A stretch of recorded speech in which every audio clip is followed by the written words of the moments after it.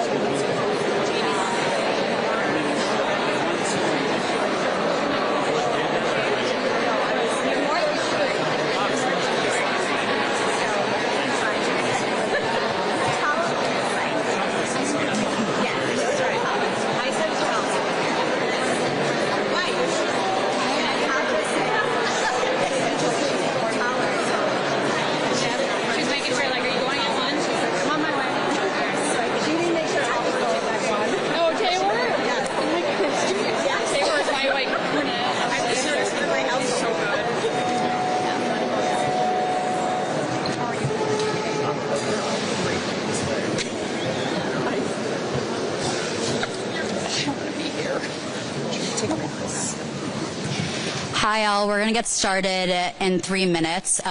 We're going to go through the whole program, and then we'll have some time for Q&A. If your question isn't answered, I will be in the corner when we're done, and please come find me, and we'll hope to get you the interviews and comments you're looking for. Just hang in for 2 more. Thanks so much.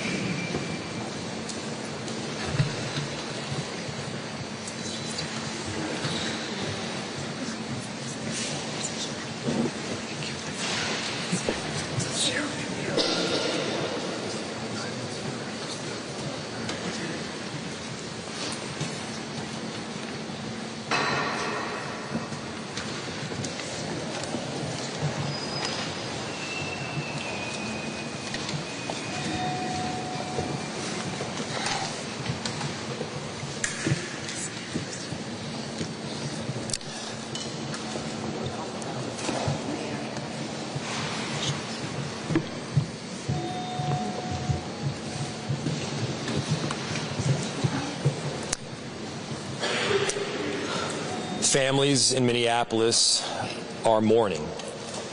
Our Greater Annunciation Fellowship is mourning. Our entire city is united in grief, and at the same time, based on this incredible group of people that has assembled here in City Hall, we are also united in action. We are committed to not having this be the scenario where another politician comes up to say never again.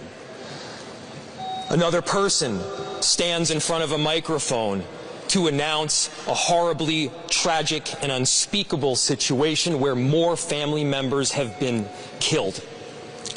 We are committed to making this time different.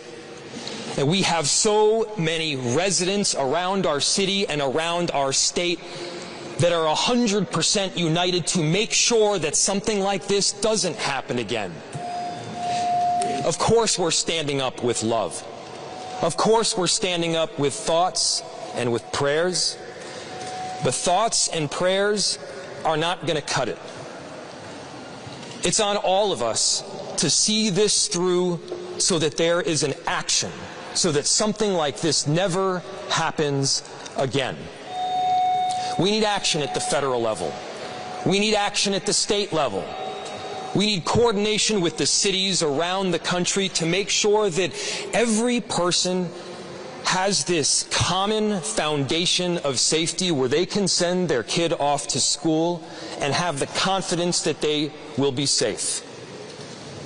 Think of these kids not as somebody else's, but as your own. Think of those last words that you had with your child just this morning before you sent them into school. You kissed them on the cheek, you got them set up with their shoes, you pushed them a pouch of applesauce. Maybe these were little annoyances, but the truth is that there's this common and beautiful thing. We love our children. Make these changes not out of hate.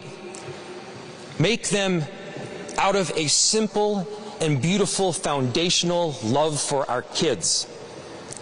And so what are we talking about? When we talk about action, we need to talk about the action steps that need to take place. We need a statewide and a federal ban on assault weapons.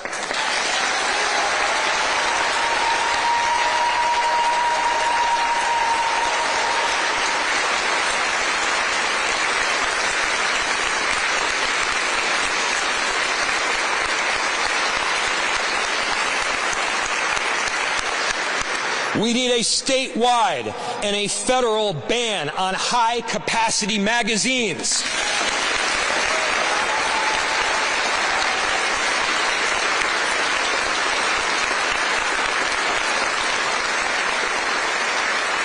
There is no reason that someone should be able to reel off 30 shots before they even have to reload.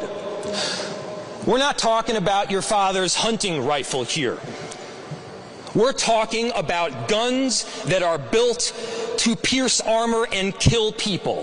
Why do we have them coming in by the trunk loads onto our streets around the country? And this is not just about Minneapolis.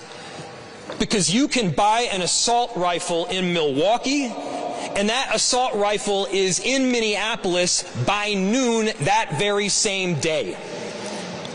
And so when we talk about the work that needs to be done, it's going to take a whole lot of unity from a lot of different cities, and I've gotten calls from their mayors who have experienced virtually the same thing that we experienced yesterday. And because we love our kids, because we love our families, because we love our constituents, we all have the obligation to act. And what you see here, you see federal congresswomen, you see we see our Minneapolis state delegation. You have council members from both Minneapolis and St. Paul. You have our sheriff. You have Moms Demand Action, Protect Minnesota, and Everytown, all united and rallying around a common theme, which is keeping our cities and our country safe. And here's the thing. To the extent the federal government isn't willing to do it, to the extent a divided legislature prevents our state from acting, and by the way, I know that our Minneapolis delegation is on board with this work because they've been doing it. Thank you.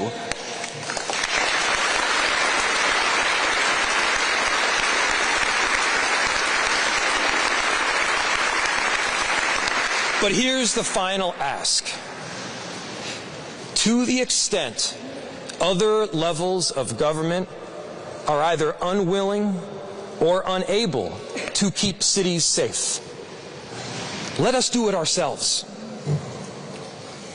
We are responsible for 435,000 residents that call Minneapolis home and many more that come and go. I think we'd be happy to ban assault rifles here in Minneapolis.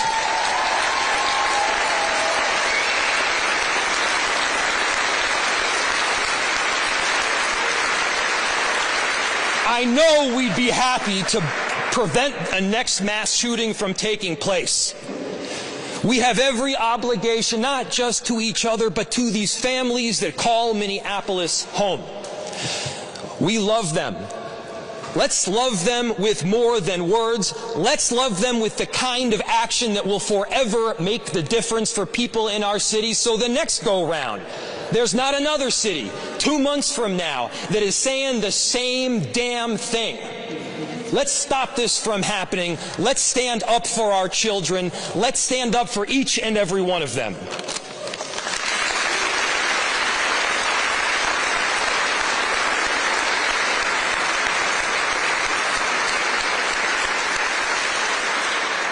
So it takes a whole team to pack this hall, to put these events together, but more importantly, to do the kind of long-term advocacy that results in change.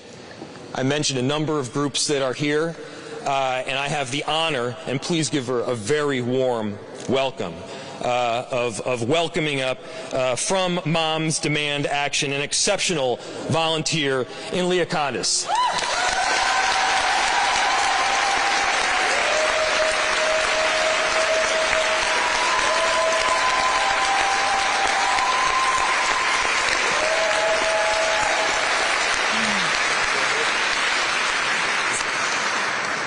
Thank you. As the mayor said, my name's Leah Condis. I lead the Minneapolis local group of Moms Demand Action for Gun Sense in America. But today, I'm not here just as an advocate. I'm here as a mom. I have 3 daughters. One of them has already lived through shootings at both the mall and the state fair. And I'm a Catholic. I forgot to mention that part. Now, here in our own city, families are living through the nightmare of a shooting on the very first day of school. Annunciation Catholic School should have been a sanctuary, a place where kids laugh with their friends, teachers prepared lessons, parents feel safe dropping their children off in the morning. Instead, gunfire tore through those doors. Children were gunned down in church, praying in their place of worship. Another school year begins, and once again, it is marked by gun violence. And this is not an isolated incident. Less than 24 hours before this tragedy, there was another shooting here in Minneapolis. And in that case, an AR-15 style assault weapon was used. These are weapons of war, and they are tearing through our communities over and over again. We cannot call ourselves a free country when parents cannot send their kids to school without wondering if they will come home alive. And even for the children who survive, the trauma will live with them forever. All signs point to yesterday's shooting also being carried out with an assault weapon. These guns were designed for battlefields, not for our schools, not for our churches, and not for our neighborhoods. No civilian needs a gun that can fire dozens of rounds in seconds. These weapons exist for one purpose: to kill and wound as many people as possible, as quickly as possible. We've seen what happens time and again when assault weapons are used. And we also know what happens when they're banned. Lives are saved. When the federal assault weapons ban was in place, mass shootings went down. After it expired, they increased. We cannot afford more delay. Here in Minneapolis, this tragedy comes after 3 other deadly shootings in just 24 hours. Our city is in pain. Our state is in pain. And yet still, lawmakers at the state and federal levels refuse to do the one thing that could stop this: ban assault weapons and high-capacity magazines.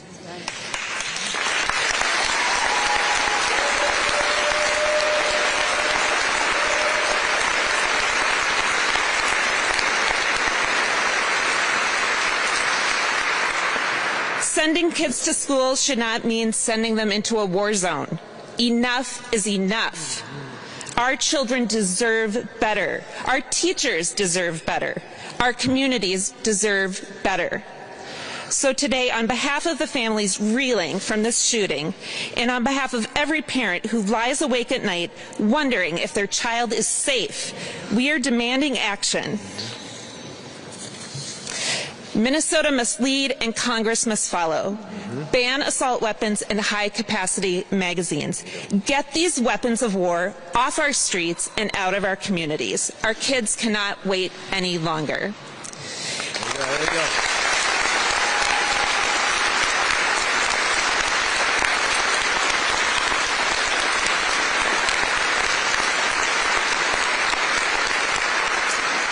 Now it is my privilege to introduce my Congresswoman, Representative Ilhan Omar.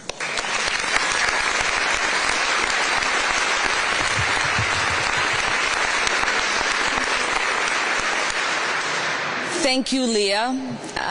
As Leah said, it shouldn't be hard to ban assault weapons and high-capacity ammunition. What is hard is being a mother, having just dropped off your babies, just returning home to clean up the mess that was left after breakfast, getting rid of that cereal bowl, maybe the little bit of scrambled eggs that was left over, the half-drinking juice box. That should be hard. And receiving that phone call before you are even able to get rid of the residue that your babies left as you dropped them off at school, and to hear that your two angels are no more. That someone evil enough was afforded the ability to get a weapon that could be used to assassinate them through a window at their school while they sat for morning mass.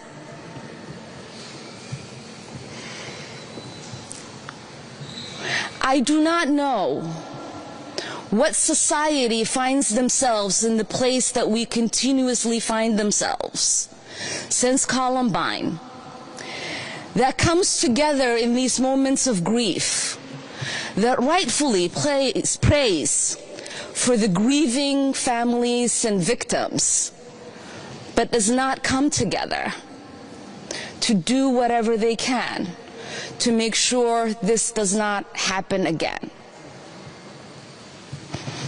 Leah and the mayor mentioned the fact that these are weapons that are used in war. I know a little bit about that. At the age of 8, I survived war myself. I'd never imagined that I'd come to the United States and be in high school, and that there would be a school shooting, and that I myself and my kids to come would practice school drills on how to avoid being gunned down in one of the greatest nations in the world. There is something fundamentally broken. I know that in America we value life.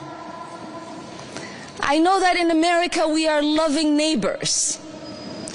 I know that in America we are people of faith because these babies that were gunned down were actually kneeling in prayer. But what I do not know is why, uniquely in America, we have the capacity to not change what we know we can.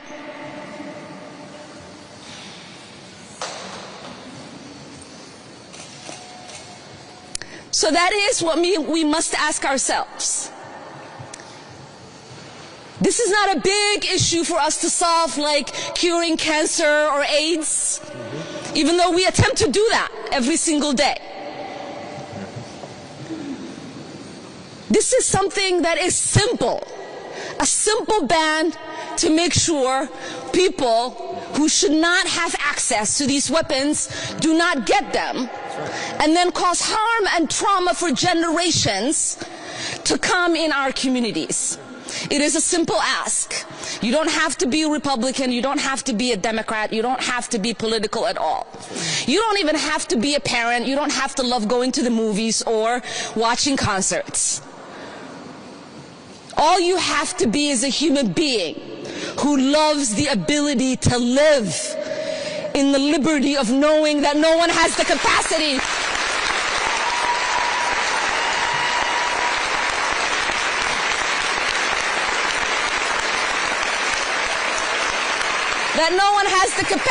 to take your life in seconds with weapons that they shouldn't have access to.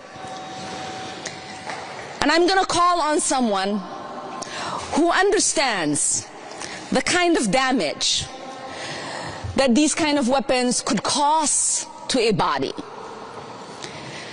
that also understands the trauma that children and families have to live with. This is Dr. Mark Golder, who used to be the former CEO of Children's Hospital and specializes in trauma.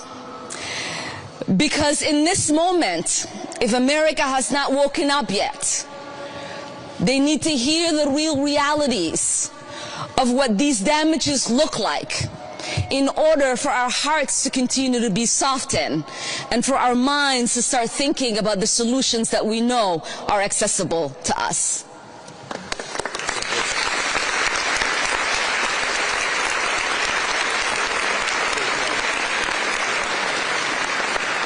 Thank you, Representative Omar. My name is Dr. Mark Gorelick. I'm a pediatric emergency medicine physician, and I want to start by acknowledging the grief of all the children and families at Assumption Church.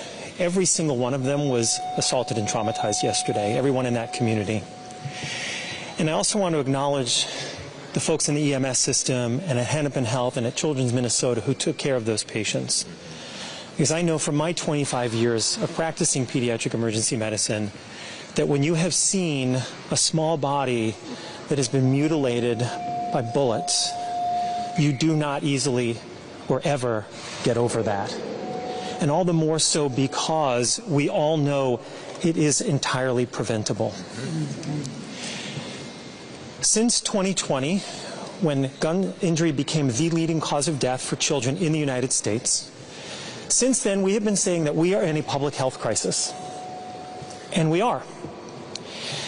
But too often we are putting the emphasis on the word crisis instead of on the word health. This is a health issue. This is not a criminal justice issue or a policing issue. This is not a constitutional law issue. This is not a moral issue. It is a health issue. Children are being injured and killed. They're being injured and killed by bullets coming out of guns fired by people in a social context. And a public health issue requires a public health approach. Centuries of public health research and experience tells us that we have to address all of those factors. In this case, starting with the lethality of the gun and the bullet. Now, the mechanics of this are pretty simple, as Representative Omar said. It's simple. More bullets fired with more force, more injury. Fewer bullets fired with less force cause less injury. It really is that simple. And it turns out the epidemiology and the public policy is also quite simple. There is extensive research showing that in jurisdictions with stronger gun safety laws and policies, including limitations and bans on semi-automatic weapons and high-capacity magazines, that in those jurisdictions there are fewer people who die of gun injury. Easy, right? So what we need is those actions. We need those laws because those laws will save people's lives, period. Those laws can and will save our children's lives. And so,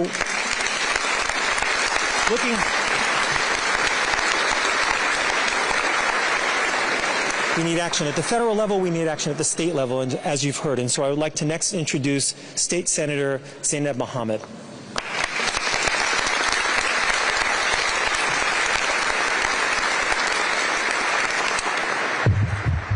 Okay. They're asking me to get lower so you can hear me. Speak louder? Okay, great. I want to thank everyone for being here today, including so many of my legislative colleagues. And I want to take the opportunity to call out a few of them who are not here today but have been extraordinary on this issue, and some who are with us, including Senator Marty, Senator Latz, and Senator Gustafson. The list of us who demand action on this issue is large and growing every day. And because we cannot go back in time, the moment to act is now. What happened at Annunciation Catholic School yesterday was an attack against our beautiful Southside community, against all people of faith, and against humanity. As we have said already, and it must be repeated, offering prayers for the victims is not enough. These children in the church were in the act of praying. Some of us are privileged to be in a position to not only pray for peace, but to act on it and to create it. At the legislative level, we have taken steps to make our community safer, like red flag laws and enhanced background checks. We have and will continue to give law enforcement new tools. But the monsters who commit these horrific crimes and acts keep using the same tools. The same weapons of war turn up over and over at different shootings. High-powered, high-capacity rifles have killed thousands of Americans over the decades, and hundreds of children, including the ones yesterday. It makes me sick that our teachers and kids know what to do in the event of an attack, that they conduct drills to react when that awful moment comes. Parents have practiced at explaining the unexplainable and consoling children who have lost friends who are afraid to go back to the classroom tomorrow. We can act here in Minnesota so that generations from now, our children's children won't fear and won't have to worry about anything but books, math, and maps. If the shooter had an ideology, it was one of hatred, of humanity. They express admirations of mass shooters who have targeted Jews and Muslims and Christians and progressives and children. This is not a part of any community's identity. It is pure hate. The targets of gun violence are too many to count. 2 months ago, it was our friends, Melissa Hortman and John Hoffman and their families, and dozens of other legislators, including me. On Monday, it was 7 people on the street in Minneapolis. Yesterday, it was kids in church. Who will it be tomorrow? How will we explain to them we did nothing to save them? We cannot shield our children with our eyes closed and hands behind our backs. When Martin Luther King was murdered, Bobby Kennedy quoted an ancient Greek poet who said that pain falls drop by drop upon our heart, and that in our despair against our will, through the grace of God, and it becomes wisdom. Our community feels pain, which we cannot forget, and we won't. We must find the wisdom and the strength to act to save each other and all future generations. Thank you.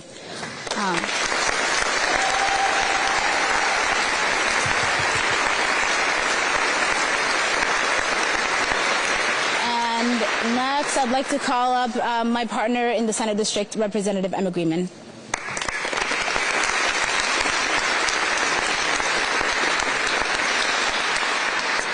Well, I first want to say, I think on behalf of Senator Mohammed, Councilwoman Koski, we represent the beautiful neighborhood that Annunciation is part of. And thank you for the advocates, the colleagues, the community members here who are here, not just from Minneapolis, not just from the metro, from around the state, who understand what is happening. Our community is shaken and heartbroken.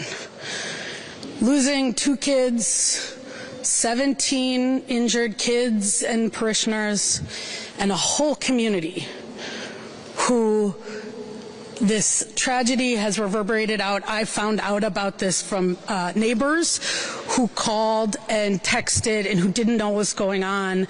They heard the barrage of bullets. Nobody should have to live through that.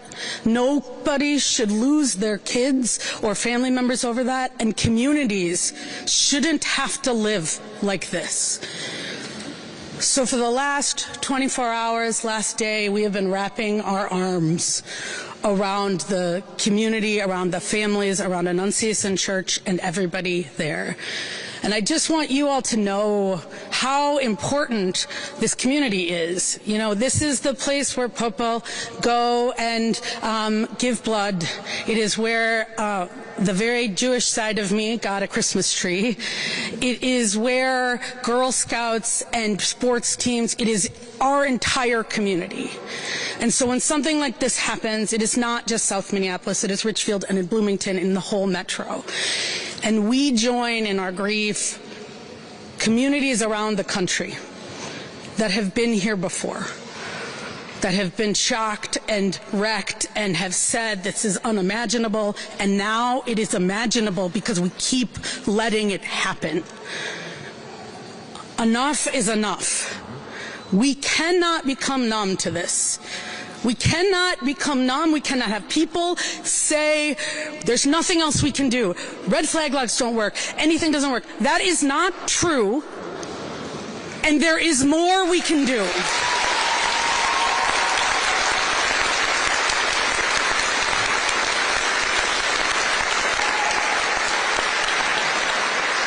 Today, we are talking about a school and a church, but we know across the country it is a school and a church and a concert and a grocery store and a movie theater and just going to work. Everyday people need to be safe doing everyday things. That's right.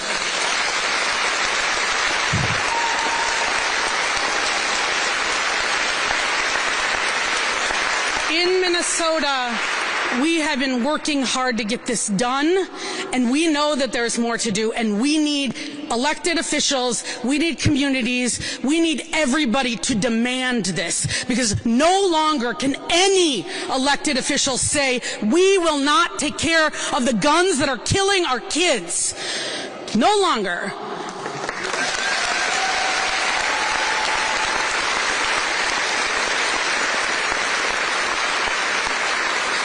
And we know that this is not a uniquely Minnesota issue.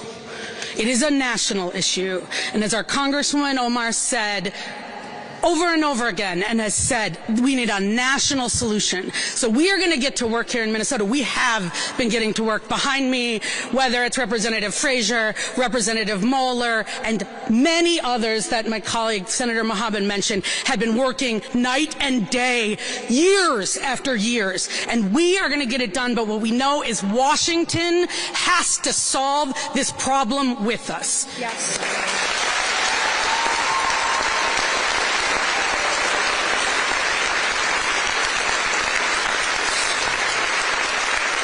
So I just want to leave you with the words that the principal of Annunciation said yesterday, because I think it is indicative of our path forward. He said a proverb. He said, when you pray, move your feet. Move your feet. And we are here today. We are here with community. We are here with families and parents. We are here with people across the state of Minnesota and elected officials at all levels of government to move our feet together. And that means moving our feet to ban assault weapons, to ban high-capacity magazines, to improve and increase the things we are doing to ensure that never again do people have to feel unsafe, do kids have to worry and shelter in place. And we can and need to continue to say never again, because we need to make that a reality together. And so please, let me introduce from Protect Minnesota, Maggie Emery, because it is the families and the advocates on the front lines that we do this work with. Thank you.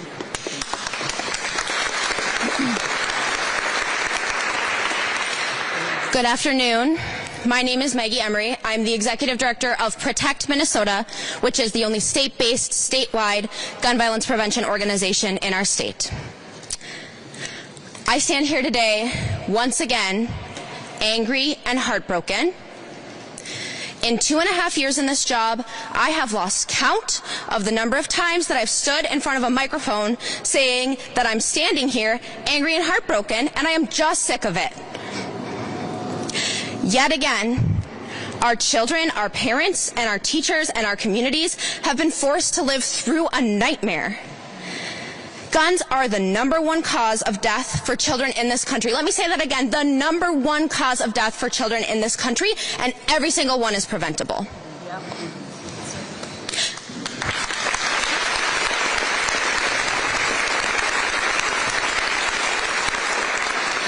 How many more times do we have to gather like this before we act? How many more times do the people here with me today have to stand up in front of news microphones and say, please let this be the last time, before it's actually the last time? And the thing about it is, we know what fuels this crisis. Assault weapons and high-capacity magazines designed to kill as many people as possible, and sometimes as many children as possible, as quickly as possible. The data is clear. When assault weapons are used, mass shootings are far more deadly, with 6 times as many people shot and more than 2 times as many killed. Year after year, progress is stalled while our communities and our children pay the price. This is a uniquely American phenomenon, but Minnesota does not have to wait any longer. We have the power to lead the way and to show that the lives of our children matter than the gun lobby's money and political cowardice.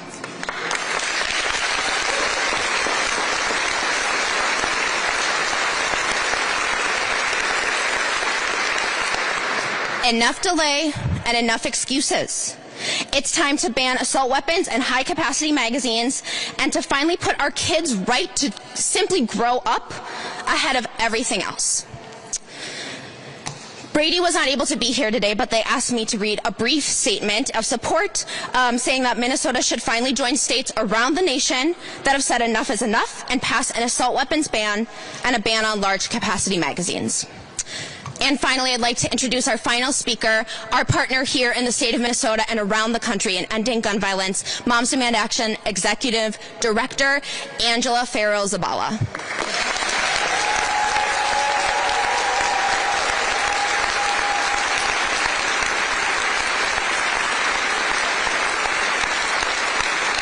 Good afternoon. Gonna be honest, y'all, my heart is racing, and I know many of yours are as well. We're here after yet another school shooting. 2 children are dead, 14 more children, and 3 teachers were shot. As a parent, I have to say what every parent feels at this moment, which is the grief is crushing and the anger is unrelenting. This is unbearable. This is unacceptable. Yesterday, I got to come home. I got to come home and tuck my kids into bed and kiss their foreheads. This morning, I had the privilege of watching them sleep safely in their beds and kiss them one more time before I came here. I got to do that because my children came home yesterday. Some of the children at Annunciation Catholic School did not. And for those kids who did make it home, For the parents who did get the chance to pull them close and hold them tight, their lives are still forever changed. Right now, some parents are carrying unbearable grief. Some are carrying unrelenting anger. And whatever you are feeling, it's okay. If all you can do today is find a quiet moment and hold your children close because you still can, honor that. If you feel called to scream your anger into the streets, honor that too. If you need time to sit in the grief before you can get loud, take it. And when you're ready, that will be the right moment for you to act. But I do want to be clear, this wasn't random. This was a second mass shooting in Minneapolis in as many days. 2 days. 2 mass shootings. And yesterday, the shooter aimed an AR-style rifle built to kill as many people, as many children, as quickly as possible through the windows of a church and opened fire. We've said it before, but clearly we need to say it again. Assault weapons are weapons of war. Period.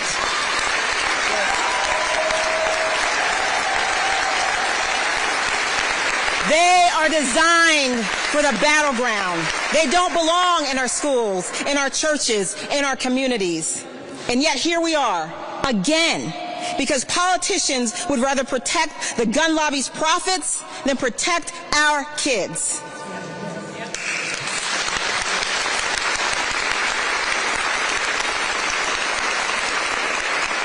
A 10-year-old boy had more courage hiding in a church pew while his friend shielded him with his body than I have seen from far too many lawmakers more beholden to a gun lobby than a child.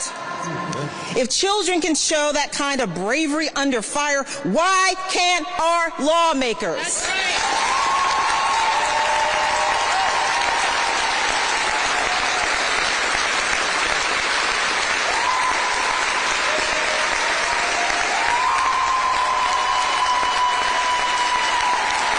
I'm going to say it again, as it was said before me.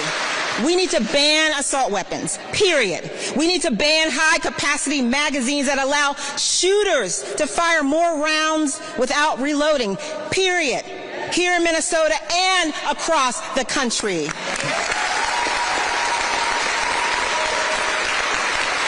No more excuses. No more thoughts and prayers. Prayers didn't save those children as gunfire rang out while they were actually praying. Action would have. As a woman of deep faith and spirit, there are 2 things that are resonating deeply with me right now, and this is coming from my Christian tradition. The people who enter the kingdom of heaven are not those who claim to know God, but the one who does the will of my Father. Matthew 7:21. And faith by itself, if it does not have works, is dead. James 2:17.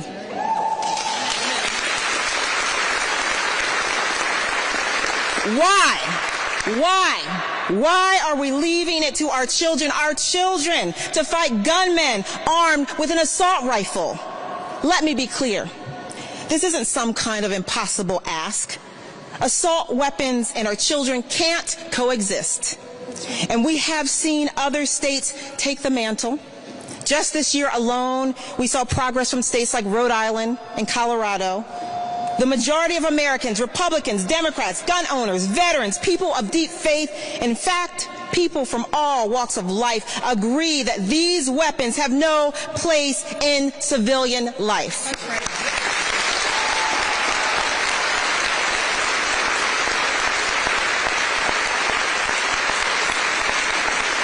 The only ones standing in the way? Politicians who are too cowardly to act. And I say to that, the lives of our children are not for sale, period. We should not have to be standing here the morning after another school shooting, another school shooting, another school shooting. But here we are, yet again, standing in front of you in grief and anger and asking, when will enough be enough? And we will keep showing up and keep asking that question until lawmakers finally decide that the lives of children are worth more than the profits of gun manufacturers. We owe our kids more than lockdown drills and ducking for cover in church pews.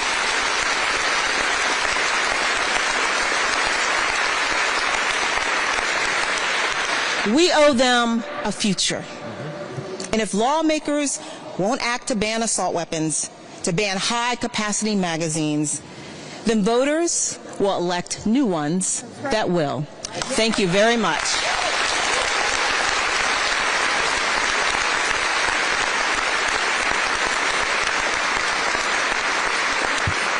We're going to take about 3 or 4 questions. I know it's we're running a little over, and then we can do some pull-asides after. So please raise your hand if you have a question, and just we ask that you direct your question to the speaker instead of generally.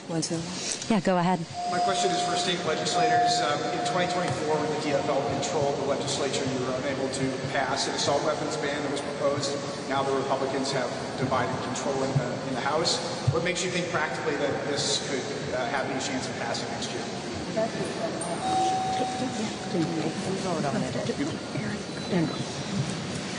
Thank you for your question. My name is Erin Murphy. I am the proud Senate Majority Leader. We have to take the vote.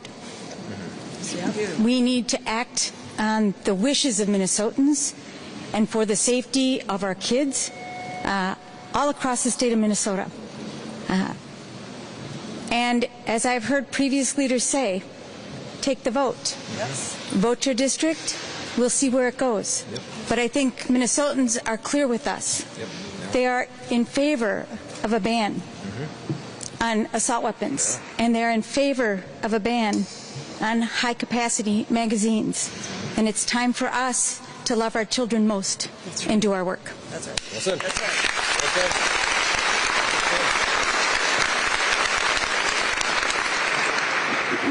I think we should have in 2024. The thought at the time was that we hadn't acted on gun violence prevention to move it forward in our state in decades. We hadn't taken advances to try to protect our kids, our public, and we did take important action in 23 and 24. We enacted universal background checks and we enacted red flag laws, and those 2 bills are saving lives today.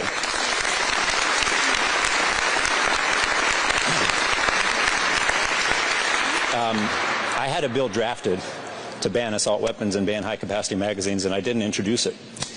And part of the thought was we weren't ready. Part of the thought was we needed to take action on these 2 laws first to break the ice, to try to be able to move forward. But we're ready now.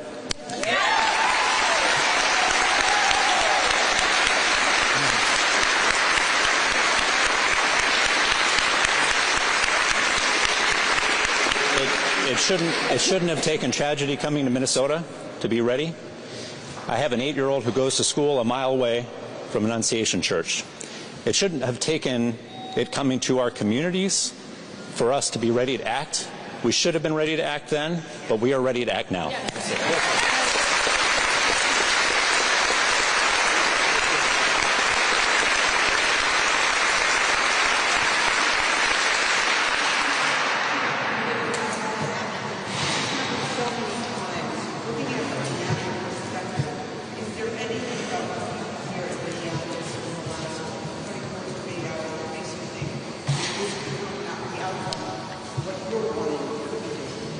Yeah, thank you for the question. I will say that one of the things I get to do in my role as a national leader is travel all across this country in the reddest of states, the bluest of states, the purple states, and poll after poll, conversation after conversation, mother, father, parent, they all want the same thing. They want common sense gun laws that are going to protect our communities. And why do I think that this moment is different, or why do I think we have? Because we are opening up a door to bring other people in to know that they have a place here and that there's something we can actually do about it. This isn't a natural disaster. It is not a car accident. It's not childhood cancer.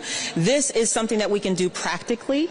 And so we have actually seen progress over the past decade in many states across this country. And we're going to keep pushing with my incredible Moms Demand Action and other leaders, Protect Minnesota, that's Brady, that stand up every single day, Giffords, to do this work.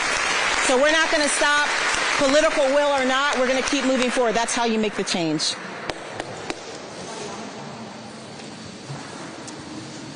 Well, if not, we're going to take a group photo, and then if you would like any pull asides, we're in the corner. Thanks, everybody.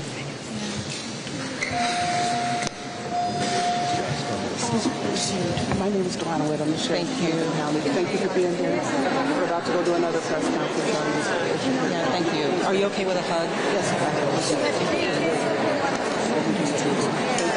Thank you.